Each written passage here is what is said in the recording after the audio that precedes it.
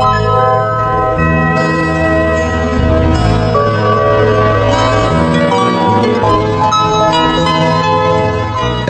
wacana, teori, terminologi, metodologi atau apapun saja mengenai keseimbangan hidup itu tidak terbatas jumlahnya. Bisa kita ambil dari ilmu sehari-hari, bisa kita ambil dari filsafat, bisa kita ambil dari hasanah, adat istiadat, bisa kita ambil dari kitab suci, bisa kita ambil dari tukang becak, bisa kita ambil dari siapapun saja. Tapi saya akan mengambil satu. Jadi dulu Wali Songo itu bersama-sama mendirikan Masjid Demak. Yang datang terlambat itu yang paling muda, namanya Raden Syahid atau sekarang kita sebut Sunan Kalijogo. Dia datang terlambat, tiang yang lain sudah berdiri kecuali tiang dia.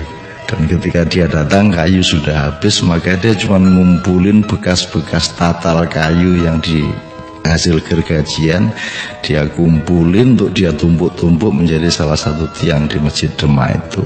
Nah, di tengah-tengah dia bawa parang untuk ngumpulin kayu-kayu itu, ada kecelakaan, seekor binatang yang bernama orong-orong terputus lehernya. Kemudian dia merasa bersalah, mohon maaf kepada Allah. Kemudian dia ambil kepalanya di satu tangan dan dia ambil badannya dengan tangan yang lain. Kemudian dia ambilkan satu serpian kayu jati, dimasukkan ke dalam lehernya. Kemudian serpian itu dimasukkan ke kepalanya sehingga tersambung lagi kepala dengan badannya. Dan kemudian orang-orang itu hidup kembali. Kata orang dalam legenda-legenda, kalau Anda sekarang ambil binatang orang-orang itu, kalau Anda putus lehernya itu dapat ada serpian kayu di tengah itu. Tentu saja itu simbolik, ya. Sunan Kalijogo tidak melakukan itu semua. Itu adalah ajaran yang sifatnya, kalau bahasa Jawa, sanepan, ya. Jadi itu amsal kalau dalam Al-Quran. Jadi maksudnya, kalau engkau ingin menemukan kesejatian hidup, dan itulah patokan atau itulah akar dari yang disebut keseimbangan hidup. Kayu yang dipakai untuk menyambung kepala dan badan tadi bukan kayu terembesi, bukan kayu Kalimantan, tapi kayu jati, kayu jati, kayu sejati. Ini bukan klenik, ini memang simbolismenya mencari sesuatu yang sejati, the real truth, ya, bukan not just the truth but the real or the true truth, kan gitu ya. Jadi keseimbangan hidup adalah badanmu itu sering putus sama kepalamu, sering terputus-putus. Kepalamu mikir begini, hatimu begitu. Ada konflik yang luar biasa antara keharusan-keharusan akal dengan nafsu di dalam hati dan syahwat.